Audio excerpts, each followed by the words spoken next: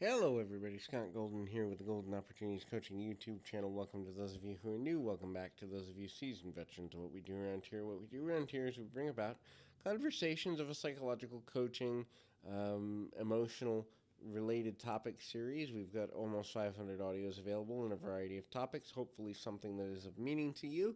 We try and do that as often as possible in an audio format almost on a daily basis.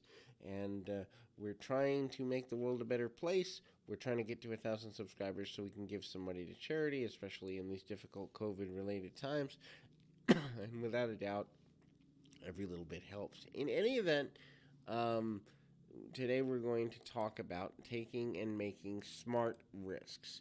I'll talk a little bit in a second about what a smart risk is, but if you need to become more of an intelligent risk taker, if you need to move your life past autopilot, I work with people all the time on these challenges, on these issues, and ultimately, it's worth looking at on a deeper level to figure out how we can do that. And if that's something that would benefit you, please feel free to reach out at PO Perception on Twitter and or reaching out on this YouTube channel through the About Me section. My social media is there.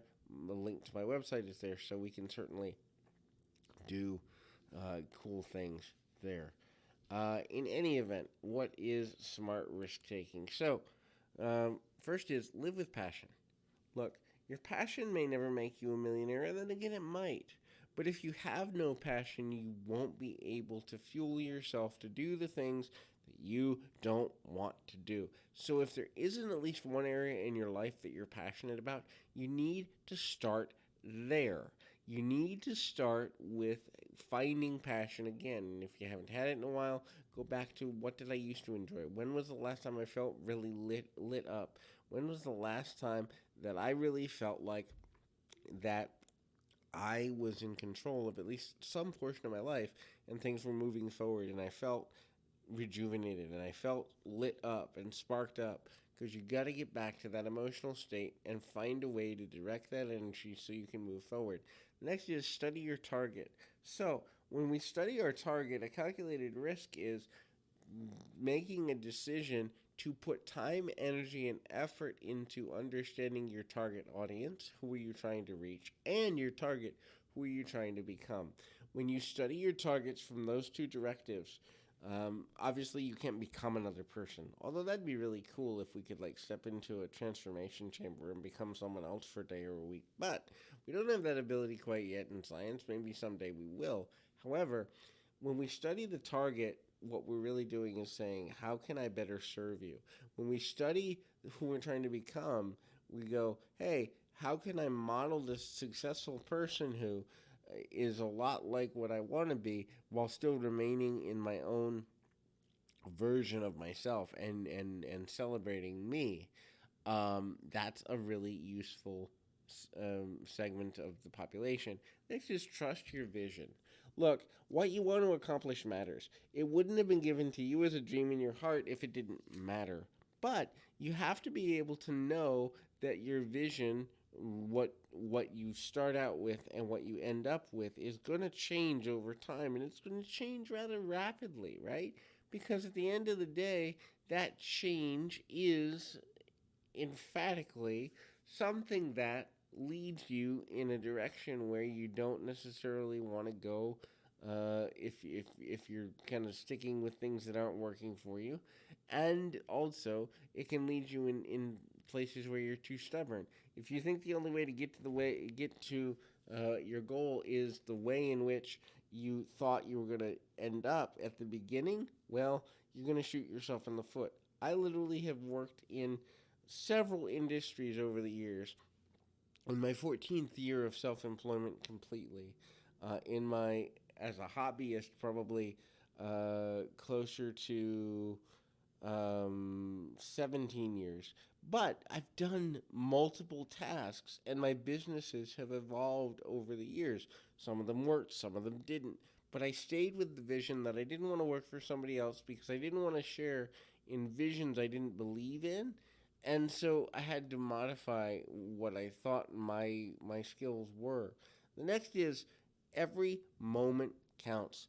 Every day, every moment, things can change. 86,400 times, every 24 hours, things can change. They can change for the better, they can change for the worse, they can change in dynamics and relationships, but they change. And so make the most out of every moment. If you need to address something, get it done.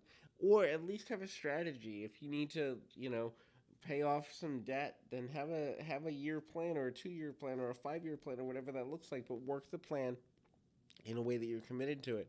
Or if you want to set relationship goals, then have checkpoints every month or every 3 months about where am I in relation to what I thought this relationship could be. If you have business goals, have goals for expansion, but make every moment count. That's a smart risk. Sometimes what we think something is going to turn out to be is nowhere near where we land, but we still land where we ultimately needed to be for the greatest good of everything we're trying to accomplish. The next is be on the leading edge. The leading edge of all things is being able to know where things are going, but also begin to understand that you have to, sometimes be willing to be seen as foolish or a leader who has a vision that people don't see yet, or holding people to standards that other people won't, or doing things other people don't, or maybe that means getting up 2 hours earlier than everyone else, or going to bed an hour later every day. And it means sometimes you have to put in the 12-hour days to get to the 2-hour days.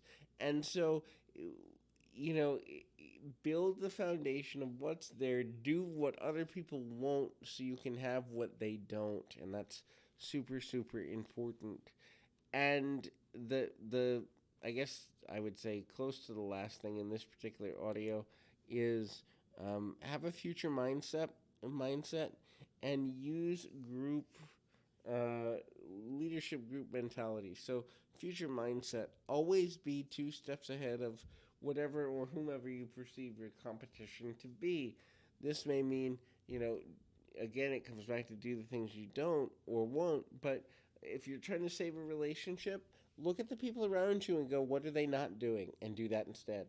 Um, you know, Build on goals of supporting somebody and having a plan to support them 6 months from now, a year from now, 2 years from now, 5 years from now. And then the other thing is the people that are where you want to be or where you see yourself going in the next 1 to 5 years, model them. Use their knowledge to your advantage. They've already done the work. So the more you study, I even tell people, if you're an audio learner, then set aside at least half hour a day for educational audio. If you're a reader, set aside at least a half hour a day to read, and not just words, but absorb information. And yes, over the course of a year, that's 180 hours, but that 180 hours will save you probably 10 times that in mistakes or missteps or wasted energy, wasted time. So there's value in that in the long run. So hopefully this is helpful. I encourage you, keep your feet on the ground, your mind in the moment. Until next time, everybody.